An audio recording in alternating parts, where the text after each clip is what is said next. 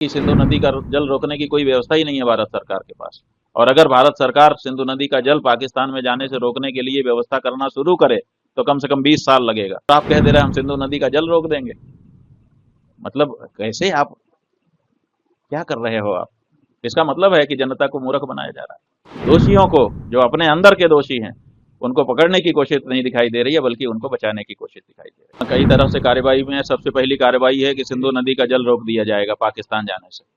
हमने पता किया कि सिंधु नदी का जल रोकने की क्या व्यवस्था भारत सरकार के पास है, तो पता चला कि सिंधु नदी का जल रोकने की कोई व्यवस्था ही नहीं है भारत सरकार के पास।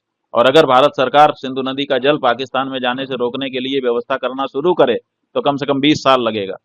कि पैसा कितना लगेगा वो तो छोड़ ही दो, 20 साल का समय कम से कम लगेगा, तब ही सिंधु नदी का जल रोक पाएगा भारत अपने यहाँ। और आप कह दे रहे हैं हम सिंधु नदी का जल रोक देंगे।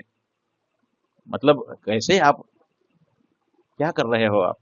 इसका मतलब है कि जनता को मूर्ख बनाया जा रहा है। हाँ, वही तो हम कह रहे हैं कि जिसकी नाकामी है उसको पकड़ो, किसी न किसी की तो है। यही तो हम कह रहे हैं, वो जांच करके पता चलेगा। अगर हम जानते तो अभी तक हम गला पकड़ लेते उसका। हमको सहन नहीं हो रहा है जिस तरह से हमारे लोगों के साथ ये घटना की गई है।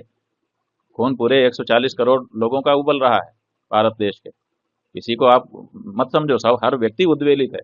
अगर पता होता कि इसके कारण हुआ है तो अभी तक उसको पकड़ लिया जाता। लेकिन जो उसको बचाने की कोशिश हो रही है, पकड़ने की कोशिश नहीं हो रही है, यही दुख की बात है। कल का जो दुख था वो उनके जाने का और उनके साथ अन्याय का दुख था। आज का दुख ये है कि दोषियों को, जो अपने अंदर के दोषी हैं, उनको पकड़ने की कोशिश नहीं दिखाई दे रही है, बल्कि उनको बचाने की कोशिश दिखाई दे रही है।